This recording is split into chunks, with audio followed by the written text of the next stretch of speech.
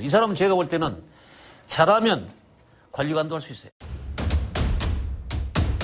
이 사람의 특정 사주를 가만히 보면은 사주가 보면 별거 아닌 것 같이 보이잖아요. 이 사람이 다 딱 계산해 보니까 7살, 17, 27, 37, 7살, 10년 단위로 운이 탁탁탁 떨어져요. 굉장히 좋은 대운이 와 있어요, 이 사람. 운이 좋아야 된다. 그런 것도 눈여겨서 여러분들이 한번 볼 수 있어요. 그래서 항시 사주를 보실 때 운이 어느 때가 제일 좋을 것인가? 이것도 10년 단위로 좋을 것이냐? 예를 들어서 5년 단위로 좋을 것이냐? 이런 것도 한번 검토를 한번 해보시는 게 좋다. 자, 이 사주가 무인, 신유, 경진, 이모예요. 이 사주가. 무인, 신유, 경진, 이모. 그럼 우리 생각할 때 이제 이 경금이라는 자체가 경금. 이 경금 일간이 항시 요구하는 게 우리는 칼과 칼 자루 역할을 따졌을 때 이제 우리 물상적 해석을 그렇게 해 나가잖아요. 근데 이 사람은 칼 자루가 천간에서 없습니다. 그럼 칼 만들 때 어떻게 만들 것이냐. 그럼 여기서 이제 소위 우리가 정림 한목이 하면 을목이 되잖아요. 여기서 이제 만들 수 있는 거고, 뿌리는 여기에 지금 여기 있어요. 뿌리가. 재 뿌리. 그러면, 경금일주는 왜 우리가 재물의 욕심이 강하다고 그러냐면, 칼과 칼 자루이기 때문에 그렇습니다. 반드시 칼은 칼 자루가 있어야 사용 용도가 편하고, 모든 사람들이 이 칼 자루가 없을 경우에 불편함. 그래서 이제 그걸 해소하는 게 칼과 칼 자루 역할이에요. 그래서 반드시 금이기 때문에 재가 목이단 말이에요. 그래서 이제 칼 자루가 반드시 필요하기 때문에 경금일주들이 재물에 욕심이 많다. 이렇게 하는 거예요. 대부분 욕심이 많죠. 근데 보편적으로 재물이 사주에 갑인이 있다든가 이런 사람들 경우는 또 달라요. 사주에 드러날 수 있는 재물이 있는 사람들은 그렇게 재물 욕심이 강하진 않아요. 근데 그것이 없는 사람, 지지에 있다든가 약하다든가 이런 사람들 경우에 대부분이 재물의 욕심이 많은 사람들이에요. 이제 그런 것을 알고 대하시면 된다. 자, 그러면 이 경금이라는 자체가 뿌리가 있냐 없냐 또 봐요. 뿌리가 있냐 없냐. 자, 그럼 경금에 뿌리가 있어요 없어요? 없다. 그럼 뿌리가 없다는 얘기는 결과적으로 본인이 이 경금의 역할이 부족한 거지. 튼튼하지 못하다는 얘기예요. 그러면 자, 여기에 이 경금은 신금의 뿌리를 찾아야 되는데, 지지에서 만들 수 있는 것은 없어요. 그러니까 천상, 여기에 진토와 유금이 진유 합금을 해서 이루어지게 돼 있는 사주예요. 자, 그러면 여기에서 아까 그랬죠. 천간에 목을 만들 수 있는 글씨는 정화해서 정림 한목을 만들면 을링합을 할 거 아닙니까? 그럼 신신이 되죠. 그러니까 결과적으로 이 사람은 경금이라도 신금으로 보는 게 좋다. 이렇게 경의를 내릴 수가 있어요. 그러니까 사람의 생태에 따라 다르듯이 경금이라 무조건 너는 경금이야. 이게 아니잖아요. 근데 너는 경금인 망정, 너는 성향은 신금이야. 이렇게 볼 수가 있다 그 말입니다. 자, 그러면 이 사람이 이제 우리가 그 형태를 보면 관이라는 게 있잖아요. 관이. 자, 관이 어디 있어요? 오화요. 자, 오화 여기 있어요. 그러면 우리는 금이 불이 와서 경금을 녹일 때 불편하다. 그래서 이 경금은 직접적인 불이 오면 좋지 않는 겁니다. 그래서 새와 불의 관계는 직접적인 불이 와서 이 경금을 녹일 수 있다고 생각하면은 좋지 않는 관이 좋지 않는 거예요. 그런데 이 사람은 다행스러운 것은 지지에 이제 오화와 인이 있잖아요. 그러면 여기에 국가 자리에 국가 지지의 인목과 시의 인호수를 할 수 있어요. 그러면 자, 병화는 병시 합을 할까요? 무리에 뜰까요? 무리에 뜨죠. 신금이 병실 합을 원하는 것이지 병화는 사실상 임수에 뜨는 걸 더 좋아해요. 이제 여기에서 여러분들이 헷갈릴 수도 있고 해석할 때 병실 합을만 무서워는 했는데 합이 무서워라고 했는데 이 생각을 할 수도 있지만은 이런 케이스 같은 경우는 틀리다 그 말이에요. 그래서 병화는 항시 제가 전주할 때 강의할 때 병화는 임수에 뜨기를 좋아해 하고 강의를 했고 경금은 어디 놀기를 좋아한다? 그러면 물에서 놀기를 좋아해. 이렇게 했단 말이에요. 그 뜻이 여기에 다 배경이 되어 있습니다. 그러면 여기 이제 인호술이라는 개념에서 병화가 땡겨올 거 아닙니까? 잡아요. 자, 인호술을 해서 병화가 올 수 있다는 것은 뭐 때문에 그러면 천간에 올까요? 그 말이에요. 뭐 때문에 천간에 올까요? 결론은 이 신금 때문에 끌어오는 거예요. 그렇죠? 신금이 있어서 인호술을 하면 병화가 천간에 뜨는 겁니다. 근거 없이는 안 돼. 모든 학문이라는 것은 천간과 지지의 개념에 따라서 이게 신금에서 병화를 끌어올 수 있어. 끌어오고 싶어. 병화를 항시, 신금은 항시 병화를 끌어오고 싶었단 말이에요. 근데 지지에서 인호술이 되니까, 아하, 하국이 되니까 병화를 끌어오는데 이 병화가 합을 한 게 아니라 나는 너 합하기 전에 임수에 뜨고 싶어라는 얘기예요. 그죠? 자, 그러면 임수에 떴다는 얘기예요. 자, 그러면 임수에 떠서 나한테 반사의 빛을 비친다면 경금에 빛을 비쳤을 때 이게 진짜 나한테 빛이 오는 겁니다. 이제 뭔지 아시겠죠? 그래서 우리가 이제 어떤 직업상의 사주 구성이 이렇게 됐습니다. 그럼 그렇지 않는 사람들은 태양강에 사업을 하는 사람도 이런 케이스를 갖는 수가 있죠. 물 위에 태양이 떠서 그 빛이 경금에 비칠 때 이걸 태양광이라고 하는 거예요. 그래서 지금 요새 태양광 사업이 많이 발전하고 있는데 그런 것도 참고로 여러분들이 자꾸 이제 응용을 해서 한번 대조를 해본 것도 좋다. 자, 그러면은 항시 여러분이 생각했어요. 인호술이 된다는 얘기는 이 인호술이 어디서부터 출발했어요? 인부터 출발했잖아요. 그러면 자, 인이 움직이면 결과적으로 목이 뜰 수 있다는 얘기죠. 항시. 그렇게 생각을 하라고 했어요.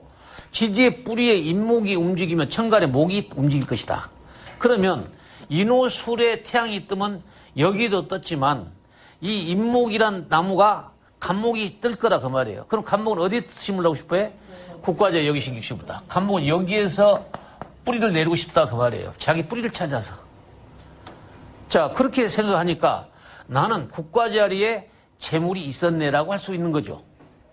그럼 내가 국과 자리에 재물을 가게 되면은 지지의 인호술로서 끝까지 태양이 여기 비친 거 아니에요. 국과라는 것이 태양이기 때문에. 그래서 너가 공직에 가게 된다면 너는 정년까지 갈 수 있는 사람이야. 이렇게 답을 정의를 내린 게 좋다. 그 확실하게 설명해 주셔야 돼요. 어떤 사람이 상담할 때, 아, 저 공직에 가면 끝까지 할까요? 너는 끝까지 가. 넌 도중에 하차야. 이제 이런 것도 구별할 때, 이제 이런 걸 보고 끝까지 갈 거냐, 안 갈 거냐, 공직을 끝까지 할 거냐, 가지고 구별할 수 있다, 이 말이에요. 그러면 이 사람은 국가 자리에 재물이 있고, 자, 경금을 쓰니까, 아, 이 사람은 목으로 쓰네? 목으로 쓴다고 할 수 있잖아요. 그래서 이제, 저한테 이 사람이 상담할 때 뭘 요구했냐면, 저 교육직이 좋다. 교육직 한번 볼래? 했단 말이에요. 교육직 시험을 합격했습니다. 교육청에 시험을 합격을 했어요. 근데, 마음이 변할 것이다. 왜 변할까요? 본인이 변한 과정이 있을 거다, 그 말이에요. 그런데, 본인이 변한 것은 천간의 정림 한목에서 을목이 돼서 본인이 이미 을기나 합을 하고 있었다 그 말이에요. 신금이에요. 그러니까 신금이라는 게 뿌리가 유금이기 때문에 결과적으로 뭐예요? 유금의 행위를 하고 싶다. 그래서 이제 유금이라는 것도 여러분들이 먹는 거, 의학, 생명공학, 뭐 바이오 이런 거 다 넣지만 거기 하나 플러스 해서 전자식도 넣어라 앞으로 넣어서 활용하라. 이걸 말씀을 드리는 거예요. 그래서 이런 케이스에 이제 전산직도 공직 공무원으로서 가능하다라고 할 수 있다. 그래서 하나 더 플러스 추가합니다. 그래서 그런 걸 자꾸 상담을 해서 저는 거기서 얻어지고 현실적으로 제가 맞는 것만 가지고 여러분들한테 강의를 해주기 때문에 틀림없이 맞습니다.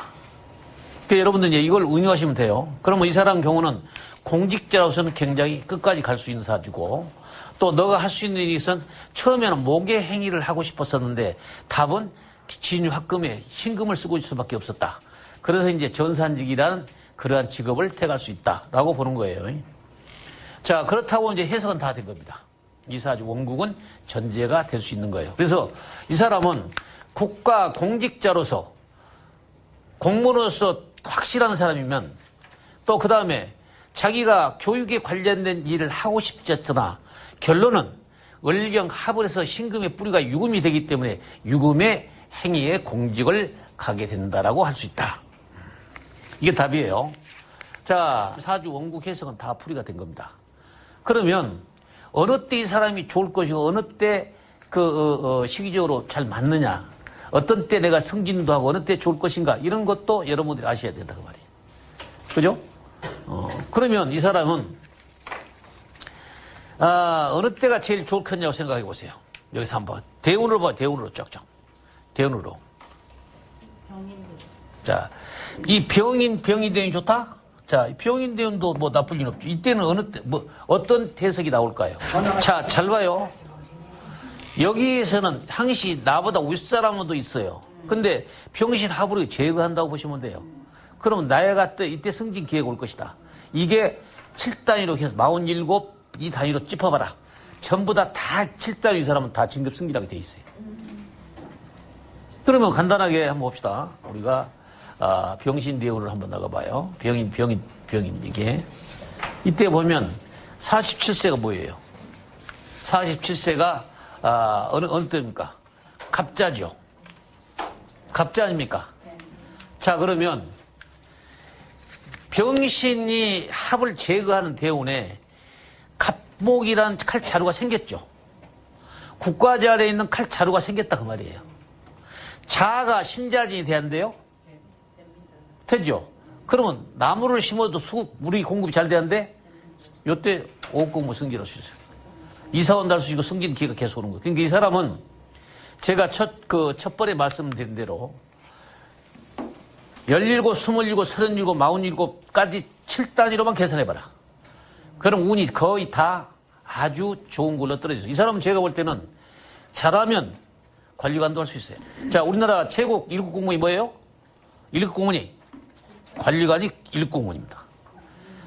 그래서 5급부터 이제 행정부 시작해서 4급 이사관, 부이사관, 3급 이사관, 그 다음 2급, 그 다음 1급 관리관 이렇게 하는 거예요. 공직, 공무원, 등급이 그렇습니다. 그래서, 1급 공무원 그러면 관리관이라고 생각, 얼른 눈에 들어야 돼. 근데 1급 공무원, 1급 하지 말고 관리관 그렇습니다. 그런 것도 여러분들이 상담하실 때 또, 공무원을 상담하시나 이런 직급도 잘 알으셔야 돼. 모르면 당시 그 사람 상대 대화를 못 하잖아요. 내가 알아야 그 사람들하고 대화를 할 수 있고 그 사람 같이 상담할 수 있는 거지. 내가 모르는데 어떻게 대답하겠어요? 그래서, 직급도 내가 검찰직하고 그래도 다른 직급도 해줬죠. 검찰직은 4급부터 시작한다. 일반 행정은 5급부터 시작한다. 이게 같은 급수라도 차이가 있다. 이걸 알으셔야 한다. 그 말이에요. 자, 그러면 이 사람이 개해 대운에 한번 볼까요? 걔들 학교 다닐 때 어떤 현상이 왔는가 알아봅시다. 자, 원국 해석할 때. 개 대운이 왔다는 얘기는 일단, 어디하고 미치는가를 먼저 보시라고 말이에요. 그러면은, 무토하고 연관이 있겠죠. 그렇죠? 자, 그럼 무토하고 연관이 있으면, 여기에 땅이 기토 땅이 될 수 있죠. 그렇죠? 기토. 그러면, 성향이 이제 기토가 됐다고 가정합시다.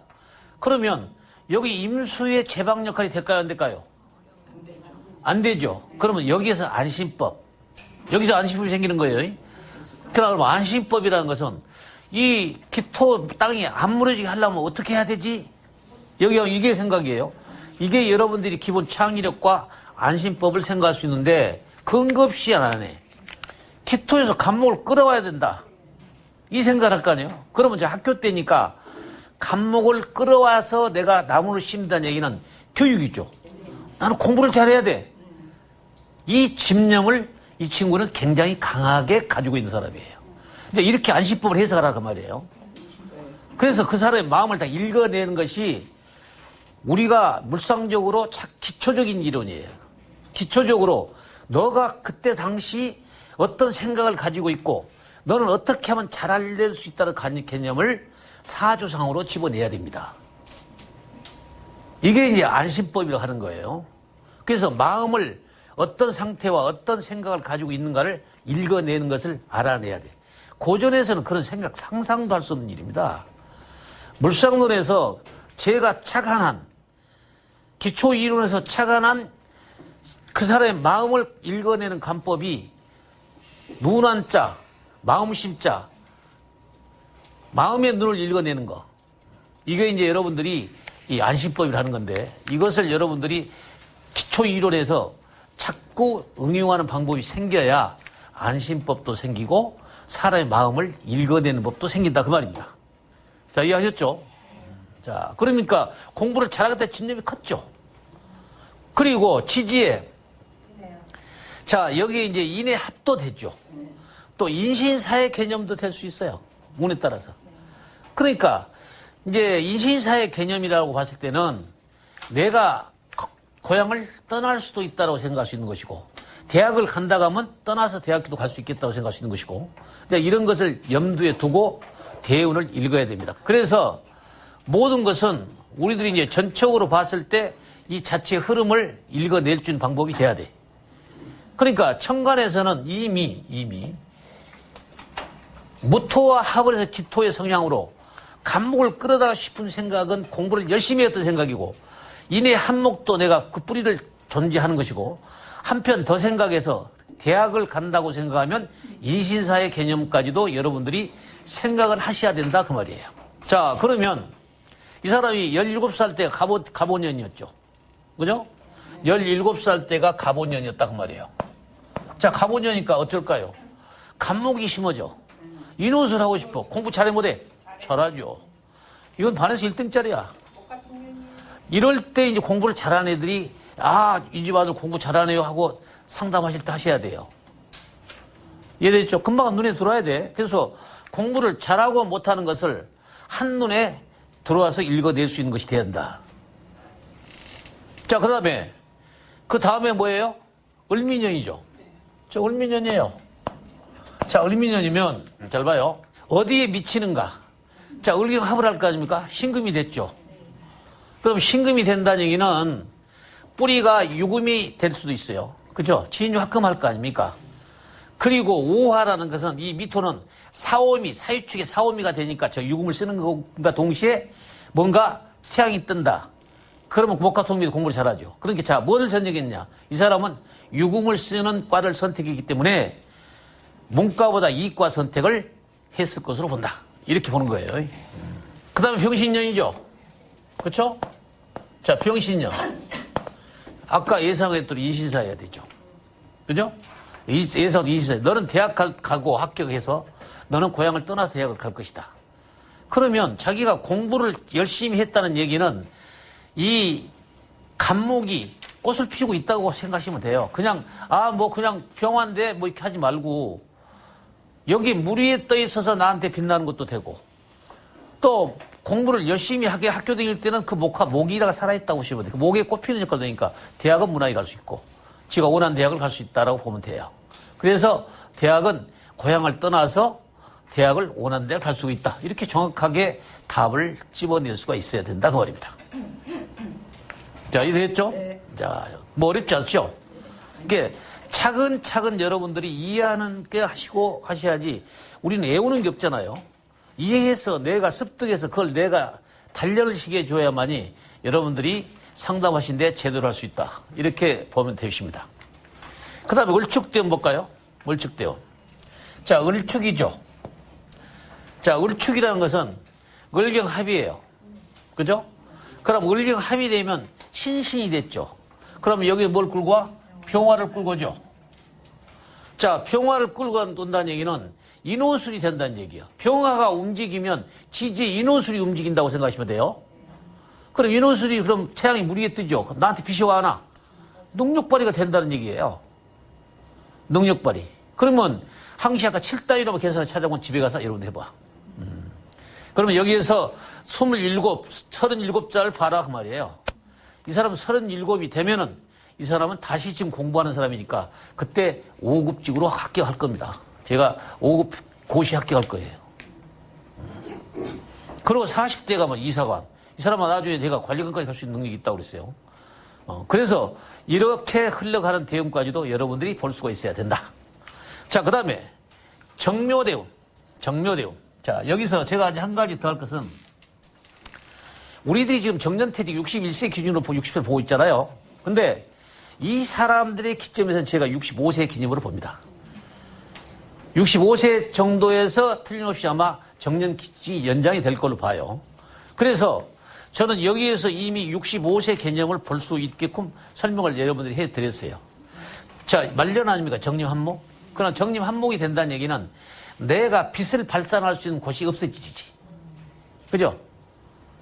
물은 금에서 물이 놓을 수 있는 물이 없어지고 이게 을목으로 배어서 내가 신금이 되니까 결과적으로 내가 작아진다? 이렇게 보는 거고 지지의 묘라는 것은 좌오묘에 대한대요. 그때 끝나게 된다. 그래서 정년퇴직은 결과 65세 가까이 됐을 때 정년할 걸 봅니다. 그러면 53대원에 보면 이 사람이 이 63세가 퇴직할 때가 온다 그 말이에요. 근데 이제 해석할 때는 여러분들이 65세 기점으로 나중에 상담할 때 해봐라. 우리는 미래를 예측하는 학문이기 때문에 해도 된다. 그 다음에 이제 무토대우는 뭐 60대 이후로 오잖아요. 그럼 여기서 여러분들이 착각할 수도 있어. 자, 무토가 오면 어떨까요? 한번 해볼까요? 무토가 오면. 자, 무토가 있는데 무토가 또 왔어요? 그럼 자, 본인이 이미 퇴직을 하려면 새로운 땅이라는 걸 찾을 것이다. 그러면 이제 이 새로운 땅 이운이 올 때는 아까 제 계획은 터전의 고향 땅이라고 했어요. 이 사람은 서울에서 본인이 대구에서 근무를 했어도 끝내 가서는 고향 땅으로 갈 수 있는 사람이 된다. 그래서 고향 땅은 뭐 할 거냐? 아까 자기가 기르는 진유합금, 닭도 기르고, 그 말이에요. 거기 쓴 거예요. 닭도 기르고, 가축도 기르고, 해서 유유자적하게 사는 게 좋다. 결론은 그렇습니다.